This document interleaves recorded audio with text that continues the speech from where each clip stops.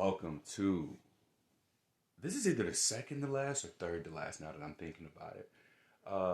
Not last episode of the podcast, I promise, but the last of the series for the Oregon Health Authority that I was able to get funded for us to interview 12 people in the state of Oregon who have tested positive for an STI, and just sort of understanding what the common themes are and being able to present this to the Oregon Health Authority and also lay the groundwork for the need for an intervention to aid STD prevention efforts as they currently exist, but in a way that takes our experiences with people who have tested positive in the past for a sexually transmitted infection so that we can minimize the potential risks of those who might not have come into contact with a person who is positive for this to have been brought up to them. Because a lot of times this is the first bit of relevant sex education that we have in adulthood is after having tested positive for an STI or after showing symptoms, and then we become Google enthusiasts about what could be potentially going on with us, but we're not really good at communicating with the appropriate people involved, our sexual partners, as well as our healthcare providers. So what I'm hoping from this series of podcast episodes is to be able to gather enough information in order to put together a resource that allows for us to better receive sexual health information, education, as well as communication tools and resources, in addition to being able to just further deepen our understanding of this concept that I like to call STI minimization. Today's guest is Jade. Jade is a cisgendered, not heterosexual. I didn't ask that in the survey. I just said, are you heterosexual, yes or no? And then we can just expand from there. I find that when you simplify these questions, you get a lot more from people if you just have a starting point of where to go. You are sex positive. You are involved in kink and BDSM.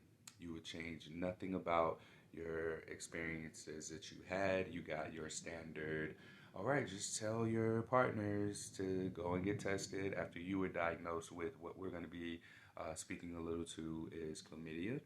And then as far as, damn, I did so good. The last part, hold on, I gotta look at my screen, was, you'll get into this, just describing what your experience was with your healthcare provider. So I think I covered everything as far as the survey goes, but I want to thank you for participating in this and being part of this and allowing for me to get this done. This is really contributing to what I consider is going to be I don't want to say industry changing because it's not an industry. That doesn't seem to be the right word.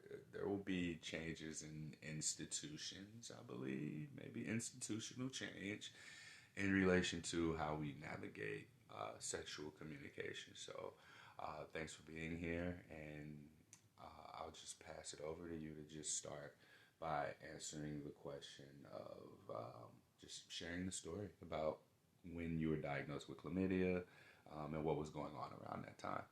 Yeah, definitely. Thank you for having me. I'm happy to be here. I have...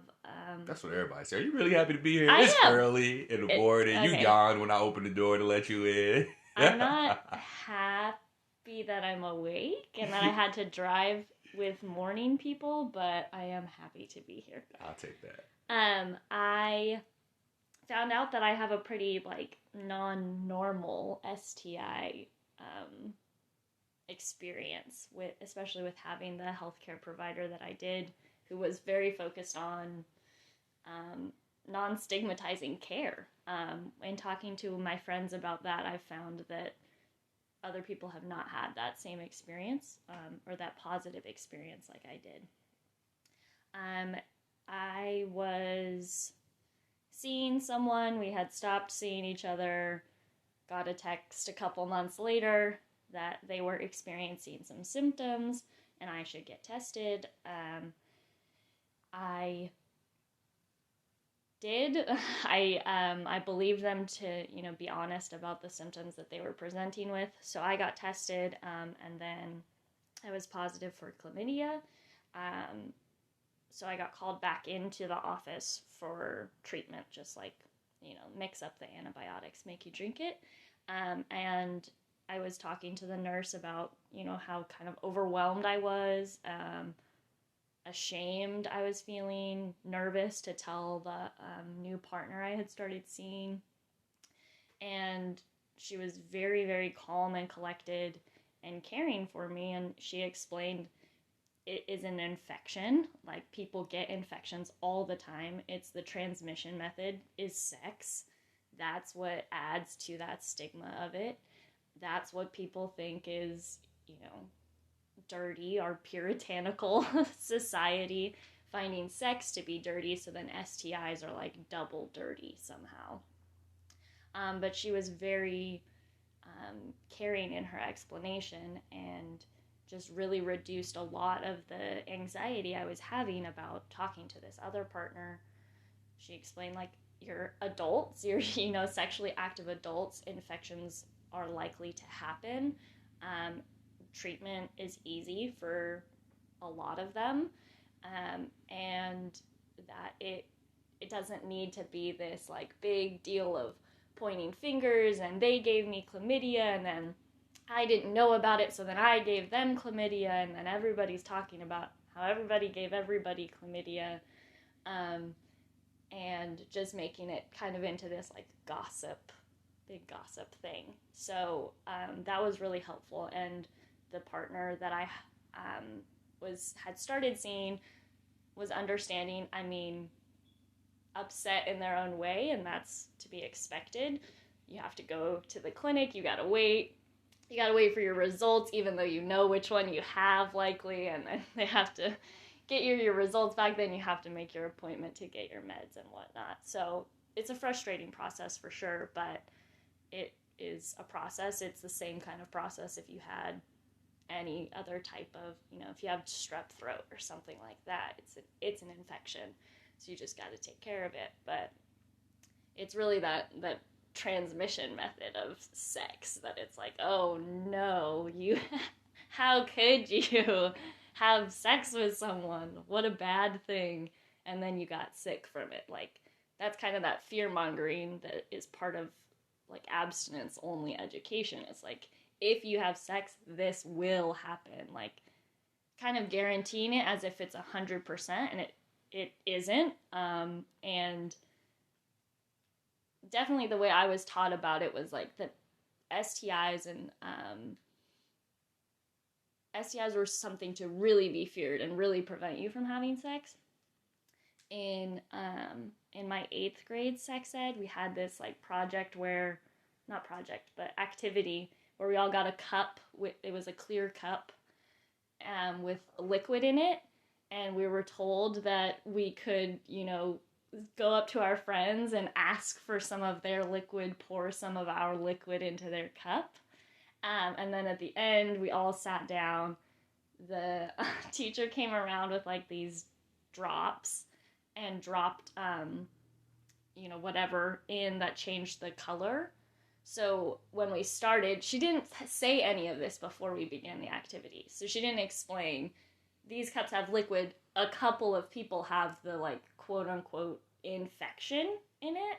So, like, if it interacts with her drops, it turns pink or whatever. So she doesn't mention any of that. So we all go around, we're like, haha, sharing fluids, pouring into each other's cups. We're in 8th grade. Like, it's just a silly activity to us. We don't get it. So then we all sit down. She puts the drops in, and the whole classroom has pink liquid now. If she had put the drops in before we started, only a couple of people would have had it. So the whole thing is to be like, you never know who you're sleeping with and who they've slept with before. So you never know what you're at risk for. Yes, the look you're giving me is like, have a conversation about that. And so we were all, rightfully... If y'all knew, so I'll just say this here. Right. If the teacher would have, and this is so reflective of how we're doing sex education, period. If y'all are having a good time and no one told y'all that having a good time was going to make your fluid that you're sharing turn pink, you more than likely, common sense as kids, like we know a lot more than adults give credit for, Mm-hmm. and then they just make us stupider, right? Yeah. So that teacher, as intelligent of an exercise as this was, that was a stupid way of going about this exercise, because having told y'all before, like, what I'm seeing metaphorically here is you're having fun, your kids having fun, you're sharing experiences, you're playing together. And then, oh, by the way, I'm sick, I don't know what happened. Well, if nobody told you that there were things you could have done, you could have probably put a lid on your cup.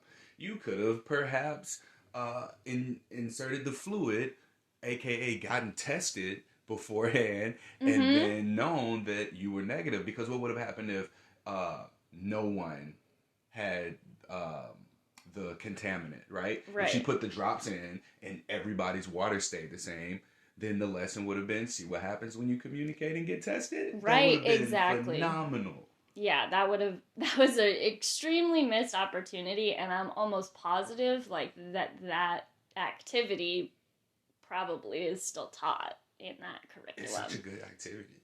It is a It's good activity, and good.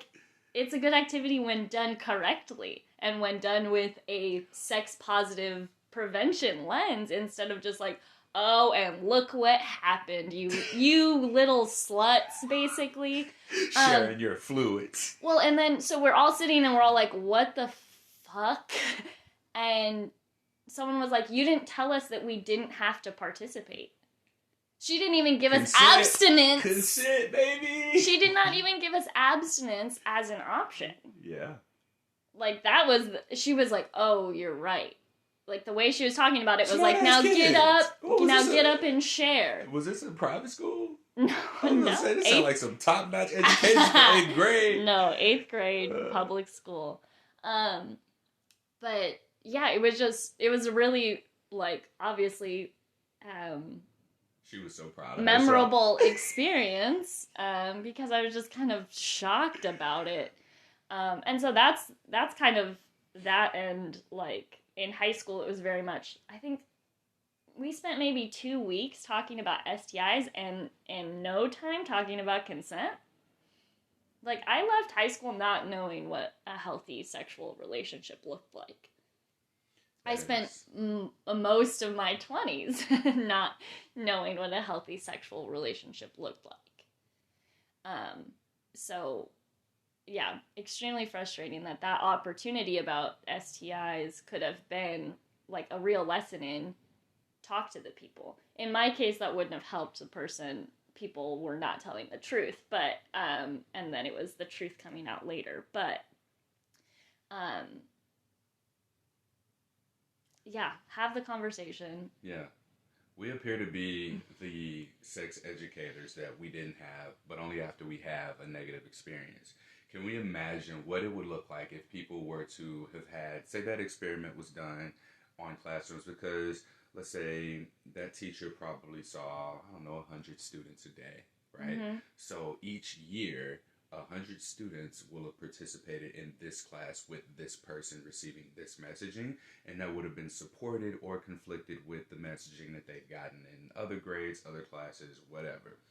But for you being someone who that had such a lasting impression on, and to have still gone on to have the experiences that you had, and then come into awareness of, oh, like, this is what it's supposed to be like. You were given the long path of making it to a space of being able to be communicative with partners, to understand the risks of STIs, to understand that there are elements outside of intercourse, because that's really what teachers are discouraging. They're discouraging intercourse. So when you tell people, you shouldn't do this thing, they're going to not do that thing, but they're going to find other ways of like creating a substitute for that thing. South Park was a great episode because they gave people purity rings, told them not to lose their virginity, and they started having ear sex. So this is the direction that we are sending people by not giving them more real information. Like, the reality is, she as an instructor did her job. Her job was to teach kids about STIs. And essentially, the way that it works is if one infected person comes in contact with another and another and another, then people are going to be infected. From that perspective, the job was done. The missed opportunity here, she could have done that same experiment with a little bit of discussion in the beginning to see how would the 8th graders even have reacted. I don't think that they would have been like, ew, your cup, blah, blah, blah. Probably would have been like, all right, hey, here, let's pour this out. We're going to put you some new fluid in here. Miss, whatever your name is, can so-and-so get some fluid? Theirs was contaminated. And then we can go and play our game and we can share the fluid. Here's their antibiotics, basically. Exactly. They're getting treated because you can be treated for STIs. But even then, like in 8th grade, you can have this conversation without even taking it there, so to speak, because humans who are maybe younger in age, are smart enough to take foundational structures and apply that to other things. So I have this talk called Sexless Sex Education, you know about it, where the aspects of sex education that are missing from yours is a perfect example. There was no conversation about consent. There was no conversation about boundaries. There was no conversation about asking for what you needed, saying yes, saying no, because y'all were just kids playing who weren't really taught how to say, hey, I don't want to play this game. This looks stupid. Or like you felt like you had to participate. You couldn't sit out of it if you didn't want to. Yeah. So these components, if they were given to these students, y'all, before this class, y'all probably would have had some questions. Y'all probably would have been able to ask some questions. Y'all wouldn't have just started playing without doing something like making sure everyone had the same amount of fluid. Everyone had the same fluid. Like, oh, so-and-so's fluid, like their cup's bigger or different. Like that stands out. Like why don't we all have big cups, right? So it's the same kind of thing. If y'all had that information, then y'all would have done the common sense practices that would have made everyone negative. Everyone would have had the same status, the same starting point, and overall, playing the game, y'all would have gotten to the same destination. Only there would have been the communication skills in place in order to get there in a way where everyone's not dirty and having mixed fluids in their cup that change color. Just like we didn't know that we could ask about testing. Like, we were not taught about STI testing. You're repeatedly told, like, over and over, and I guess this was more so in high school, was that, like, the most common symptom is no symptoms.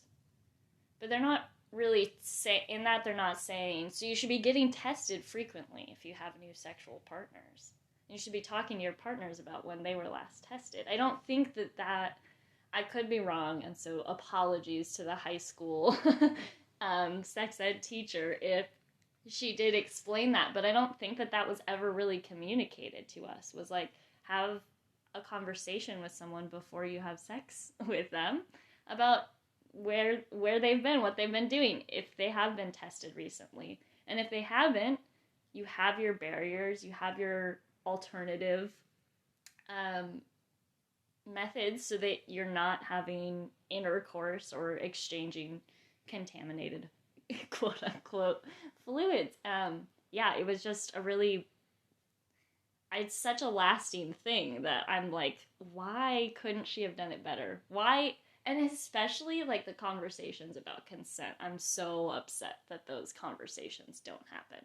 I had to get those conversations like from the internet, basically, in high school, struggling to, figure out situations with partners. Like, it shouldn't be on the 15-year-old to try and figure all of this out if you're wanting me to have, safety around it. The method, the abstinence only, the fear-mongering about STIs, showing you all, like, how many pictures of infected genitals do you have to see in a high school sex ed class? Like, it's blocked out. I can't remember what they look like, because I'm like, that, you've just told me the most common symptom is to not have any symptoms. So then, having these pictures as reference is not very beneficial. It's just scaring me that, like, that looks pretty bad, that looks painful, And again, those are things that get treated. You know what other messaging comes with that? For me, I remember thinking to myself, oh, if someone has an STI, it's going to look like that. And I have the assumption that as long as it doesn't look like that, as long as there's no foul odor, as long as that person's not in pain, then we can have sex and I don't have to worry about getting an STI. So what this messaging does is it also allows for misinterpretation. Mm-hmm. And there's like, I'm just imagining, what would the teacher's face have been? What would their response have been? Their response have been if one of the students was like, well, why don't we just get tested and talk to our partners? Like, yeah. what would the teacher say? Get out to detention. Honestly, like, probably jaw drop, like, what do I do in my personal life that I'm not teaching these kids?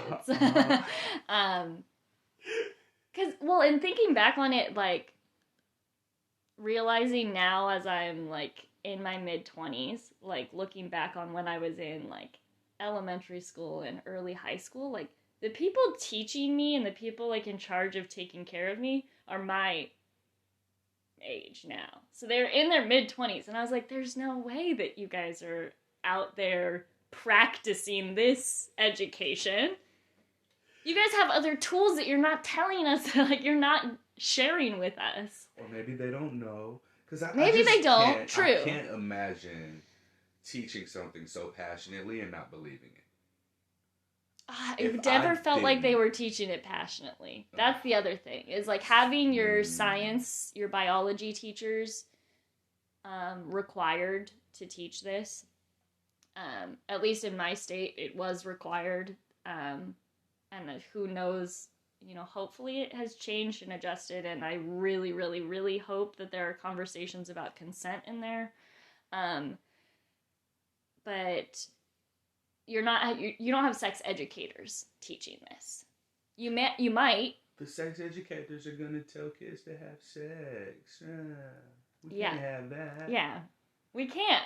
We need to just keep raising generations of misinformed, sexually repressed, sexually shamed folks. Then we set them free, and then we get to have all of these issues with sexual assault, with STIs, with consent, with boundaries, with mental health, with all, like, you know, carrying that shame. Like, I have the Catholic guilt in there too, like the religious upbringing and the shame that brings into trying to have a healthy sexual life and a healthy connection even to pleasure in like the most general sense, not just sexual pleasure. But and this really transitions very smoothly into something that I'm consistently seeing is that sex, I googled sex and pleasure. Sex and pleasure are super interconnected by society. You know, when you talk about pleasure, it's in the context of sex and sexuality. Mm-hmm. Sex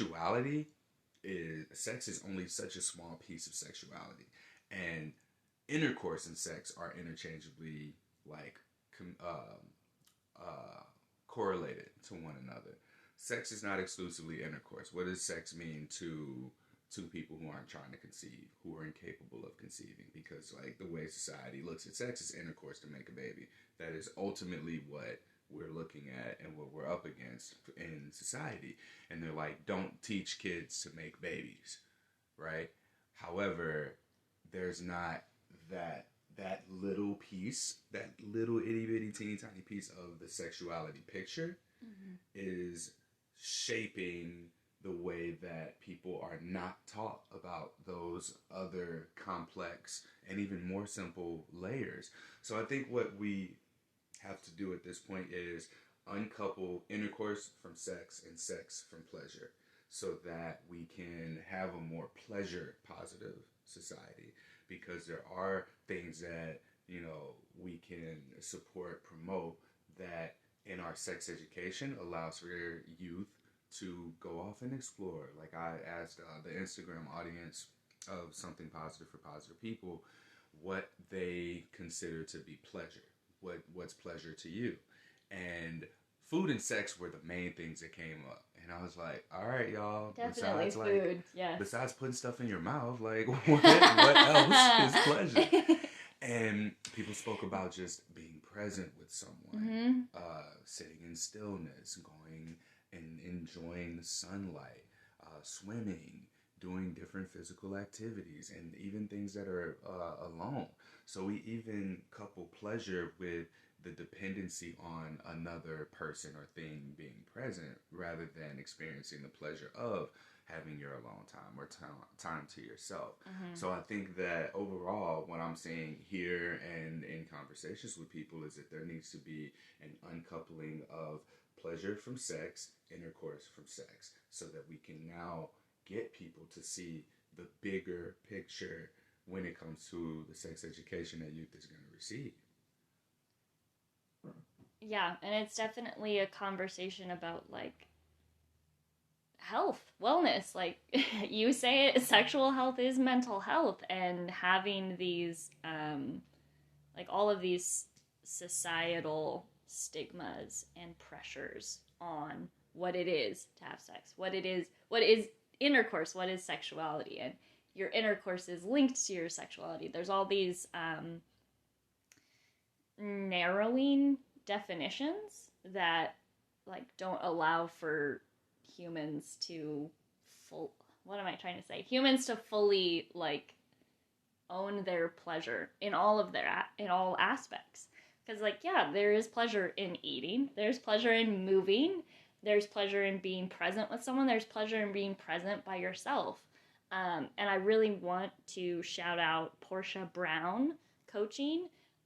She Can is... you spell their name? Yes, it is Portia Brown, Portia Brown. I'll double check for the Instagram handle. I can put it in the show notes as well. But she is a coach, and one of her like guiding principles is finding pleasure and dedicating time to having a pleasure practice that's just for you, and that is set up the way you want. You know, it's completely individual, and so she has prompts and, you know, things to think about for that kind of pleasure leading to sexual empowerment and presence, and being present with yourself and with your body, and like truly taking pleasure as an embodied practice, so that you are mindful and aware of sensations in your body, because we're so often like performing, especially in sexual situations. We're so frequently performing for the other person, and performing, you know, things that we've seen and like that have like absorbed into us from society of how you should be acting in the bedroom. And that's like a private individual thing. So like, why are we letting, of course these things are going to influence, like these outside things are going to have an influence, but we often just let them define it completely. And then we don't get that opportunity to define it how we want. And that, I think, is a good transition into kind of kink and BDSM, is that space really allows for you to explore what you want out of an experience instead of what everyone has told you you should be getting.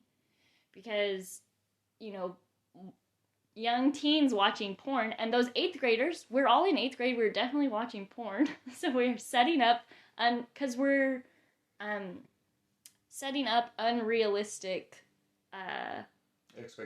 expectations, and then with that activity that we did, that's also an unrealistic expectation. You're gonna walk around and just be like, yeah, hey, you want to share fluids? I guess that was a tiny little piece of consent in that, was like, you want to share, but with your friends, you just kind of went up and dumped the liquid into their cup. Like, you didn't ask.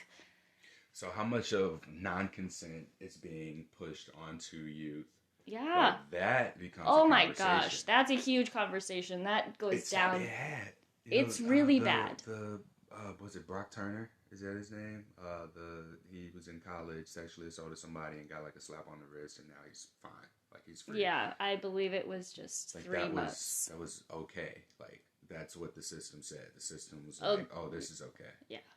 And getting into how the system treats sex and survivors of sexual assault is a full other podcast series, I would think.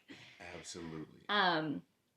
But yeah, we are very much conditioned by society to not care about those things and not care about people having the agency to define themselves and what sex and pleasure and a happy life means. So I had something else, but I forgot. Okay. I want to be sure to touch on, and we can come back to this later, I want to touch more on your experience with the healthcare provider, because I'm curious to know if she gave you the tools that you felt that you needed to disclose your status or to tell your partners to get tested. Did you feel like coming out of there that you were confident and able to go, hey, get tested? And then, like, was it get tested, or was it, hey, you need to get tested for chlamydia? Was it, hey, I have chlamydia, you should get tested? Like, how was that?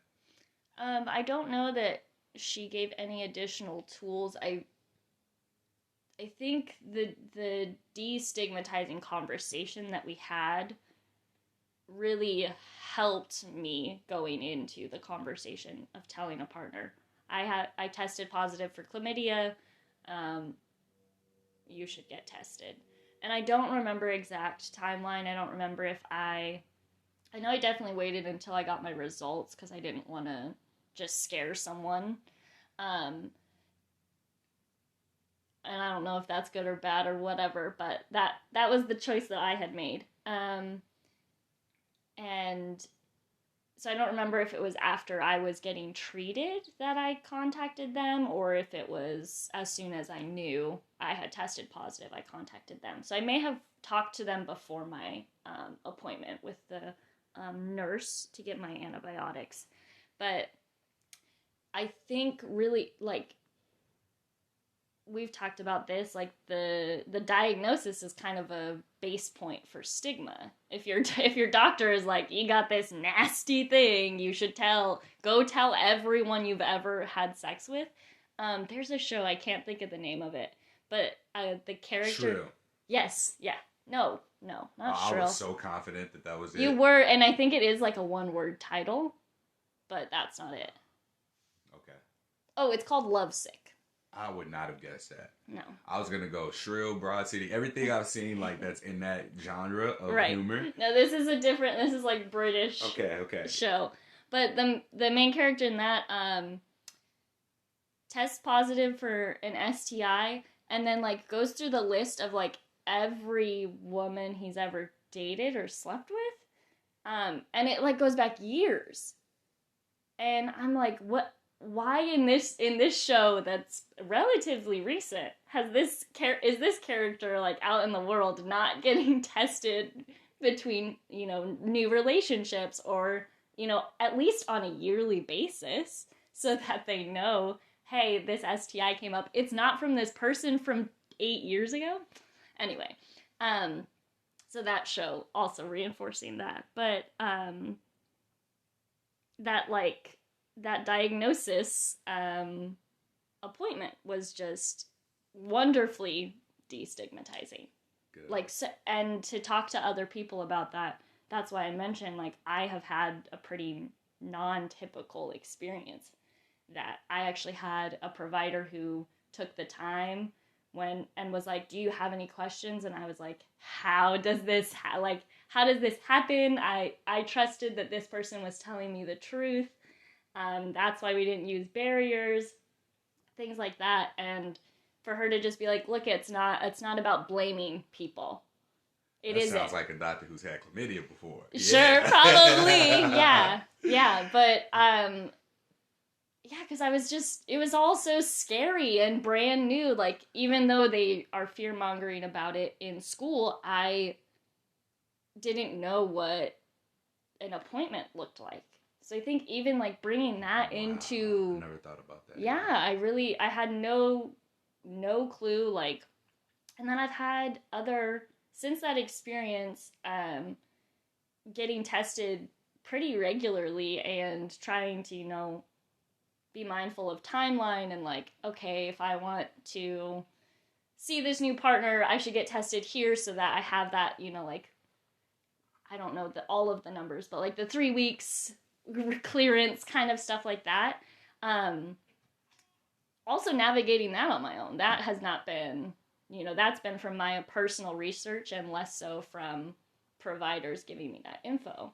But I've had a lot of doctors since then who are nothing like that wonderful nurse. And when I'm like, I want to get tested for STIs, they're like, well, which ones? And I'm like, this, like trying to do the ones I can think of. Now I have it down.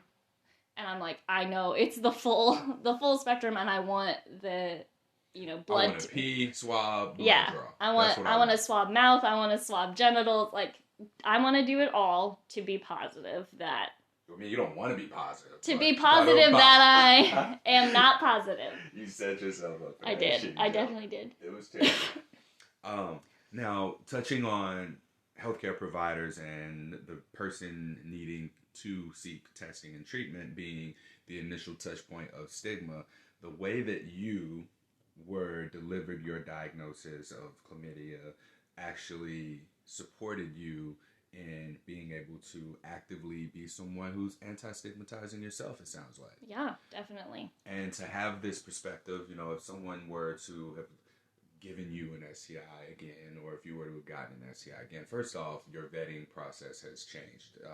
You mentioned that this changed how you have conversations. Can you speak more to that? Yeah, I definitely have conversations that are very explicit about when they were last tested, what all that they were tested for, and just a discussion of if you do have anything longer term and viral, then like... Are we talking about herpes, HPV, HIV? Yes. So if any of those are, you know, I'm engaging with someone who's positive for any of those, just a discussion about, you know, what that, like, and really what that experience has been like for them, because they may have not interacted with someone who is destigmatizing about it.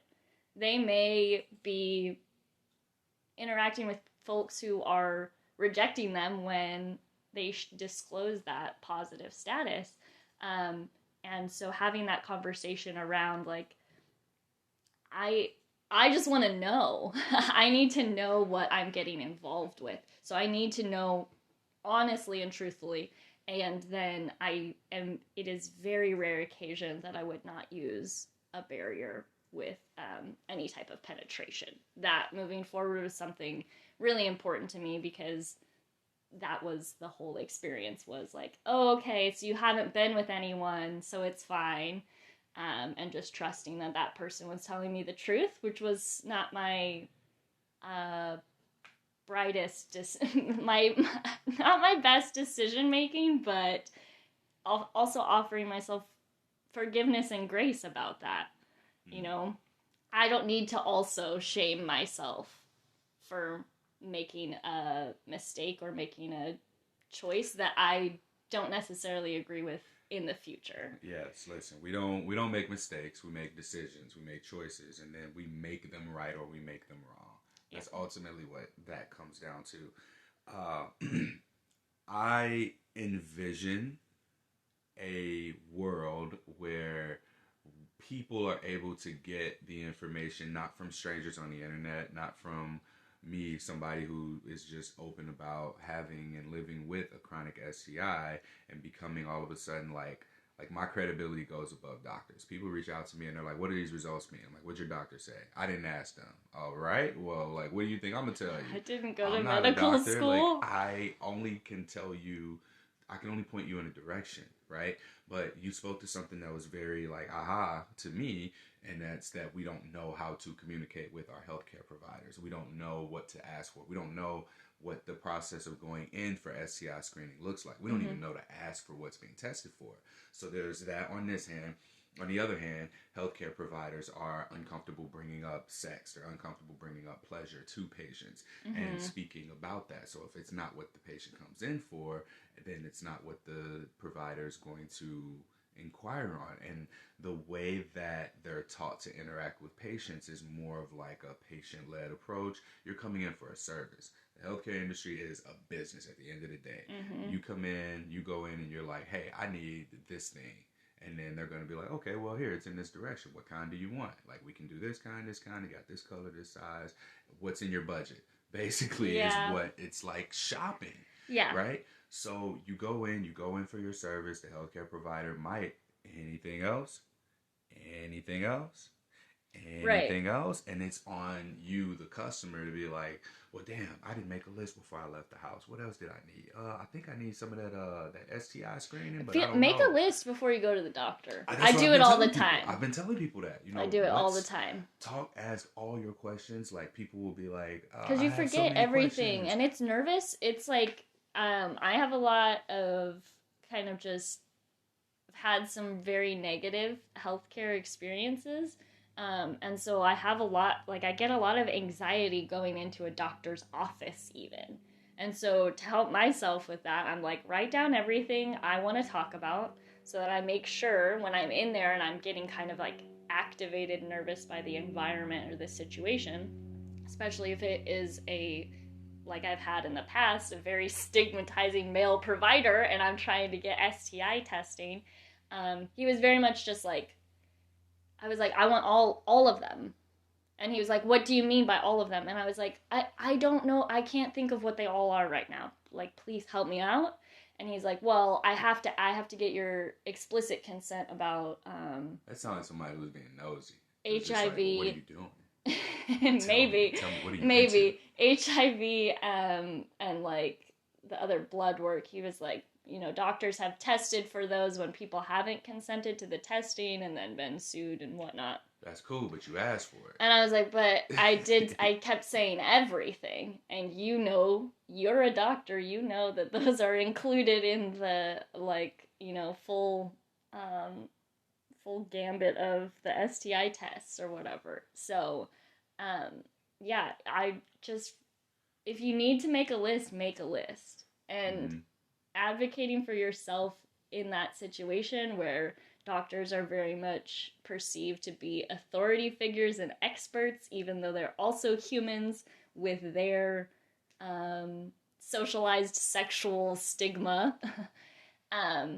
So advocating for yourself in those opportunities, or in those environments, and also you can, not with COVID necessarily, but you can bring in someone else, bring a friend with you to the appointment who can be there to help calm your nerves and remind you, like, oh, hey, you have your list. Like, let's talk to the doctor about this. If that is something that you need, you should never feel like bad for having that list. You should never feel like, any sort of guilt or shame about doing what you need to show up in an environment and be able to advocate for yourself in a healthy way. And that sometimes includes ending an appointment with a doctor. Ending a what? Ending an appointment with a doctor. I heard employment, my bad. No. This is not the doctor for me. If it gets that serious and if they're really not listening to you when you're trying to advocate for yourself. It's funny because I'm hearing your path from sex education to poor sexual experience. I use air quotes when I say poor because it was just testing positive for chlamydia, to the point of that interaction with your healthcare provider, to where you are now in navigating communication with partners and healthcare providers.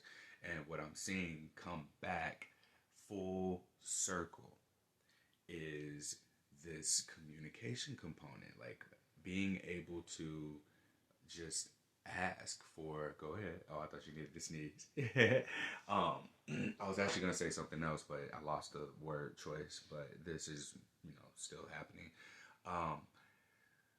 You were almost conditioned to get to this point of confusion and like an absence of choice, like having the choice made for you. You're not someone who's supposed to speak up against your healthcare provider and you're supposed to just be compliant, and you're conditioned to just show up and assume them as an authority figure. But they were also set up for being set up for failure and setting you up for failure in the sense that they don't get a lot of sex education as doctors, right? A lot of the experience that they have is coming from the patient. So, on one hand, it's do we arm our patients with better communication skills and more knowledge around sex and sexual health? Do we arm healthcare providers with anti-stigmatizing information? Do we put more work on them? Do we make them take classes? Do we make them stop being doctors in order to be able to become better doctors, right? Or nurses or clinicians, healthcare providers. So there's this duality of how can we be better patients? How can we be a better provider? And that's what I'm seeing here because society has set us up to be bad at both. Mm-hmm. Yeah, and I have some friends in medical school, and they have so much they have to learn. Like I can't fault the current doctors. I have to like fault the industry of medical school and like medical academia because it is definitely not teaching any type of anti-stigmatizing, even like what's the word I'm looking for? Like gender affirming care, like that is not happening. That type of education is if you have a provider who has lived experience or knows folks with lived experience in that community. And so it yeah, I mean we can't expect like the schooling to deprogram all of the um societal bullshit messaging that we're all getting. And yeah. Mm-hmm. So it's gonna be on. I took a survey. I don't know. I didn't take the survey. I made a survey. God, I gotta get that right. And it consisted of 1,149 people who had all tested positive for an STI. And two of the things that stood out to me, one of which was that after their first STI, they had not tested positive for a second STI at that point. And that seems to be very consistent. About 70+% of people haven't had a second STI since their first. There's something to be said for your experience as well with having quality information education upon your first diagnosis, being able to communicate moving forward to partners, and just learning those communication skills and boundaries for yourself that came after testing positive for an STI. And then the other thing was that people aren't getting useful resources where they should be getting the useful resources from, mm-hmm. which would be their healthcare provider. People find social media accounts where there's just a person who's like, I have blank. I tested positive for blank. And that's where they go and they get the information. So people are more so trusting people who are likable and trustworthy than the professionals who we should be trusting. So I'm also curious if there's a gap there, a missed opportunity, if you will, for someone who might be a social media influencer who is open about their STI status, whether it be HIV, herpes, or having had HPV, or someone who's gotten the curable STIs repeatedly, or if these people are the go-to resource for talking about these things, if we can arm them with sort of modified aspects of information from a healthcare provider, and then the healthcare provider has us people as resources to share with people to sort of bridge that gap in miscommunication so that we're at least speaking the same language and we're on the same page. So when people find me and I send them to the doctor with the missing Jenga pieces, I'm sorry, I don't know why I said Jenga, I meant puzzle pieces. With the missing puzzle pieces, the doctor will be able to take that and be like, oh, okay, that goes here, and then supply them with the information that they need. So this project, this whole series of podcast episodes is really just dedicated to identifying in detail a solution that fits both the benefits of healthcare providers as well as patients, people who are active in or sexually active, who are pursuing pleasure in their lives, and we should all be able to just do that. That's it. We should all be able to do so in a safe way, in a way where we can obtain good, quality, honest, trustworthy information, and also know that we can ask questions and what questions to ask. Because when you got your diagnosis, the doctor probably asked you if you had any questions, and you're in shock. You don't really know what you want to ask. Yeah, I'm like, how did this happen? Who gave this to me? How do, what do I say? Yeah, and to have that doctor just be like, or that nurse be like, you don't need to blame. You don't need to figure out. I knew who to blame. The timeline worked out, but also taking responsibility of that. Like, have those conversations. They're difficult. They're uncomfortable, but they are necessary. And like, even having that conversation before having sex with someone is like, it's the unsexy talk before you get into the good stuff, but doesn't it like make it easier? Like, doesn't it give you peace of mind? If that's something you need, I'm sure there are folks that don't need that conversation, and that's them, power to them, but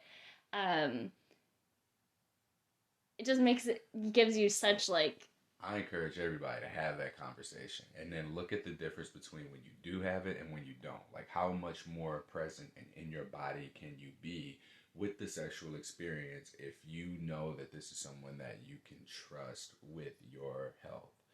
And some people might get a little bit of an adrenaline rush not knowing. Like, I know that's a thing. So, I'm not yucking anybody's yum at all, but I challenge you. I challenge you to compare an experience not having the conversation beforehand about sexual health and STIs because it's sexy or it's not sexy, whatever, and then having a conversation beforehand. Because I believe that conversation about your sexual health does, in fact, open up to being able to say, okay, well, I like these things, I don't like these things, and then for you to be able to match, so to speak, so that you're not in a situation where someone does something that you don't like, and then that pulls you out of your body, and you're in a traumatized state, flight, fight, freeze, fawn response, and you're unable to really enjoy it, right? So if all of that is made clear, and then you move forward, it kind of, while it may seem to take some of the sexiness out in that moment, you're going to have a much more pleasant experience after that. Like, I challenge you. And if you don't, then I want to hear I want to hear from you that wasn't the case. And I'll admit that I was wrong. Like, I'll admit it. So, Jade, is there any final bit of thoughts that you would like to leave us with? Anything that you want to share before I let you go and we close this out? I would highly encourage, check out Portia Brown's work. One really pivotal question that I learned from her was to ask, what do I need to know about someone before I interact with them sexually? And answer that question, journal about it, answer it for yourself. For me, one of the really important things, I need to know about their STI status, and I need to know explicitly, like chlamydia, gonorrhea, like naming the tests, HPV, HIV, like all of that. That's me, though. And, I need to know things about consent and letting them know, like, here's some hard limits for me. I don't do these things.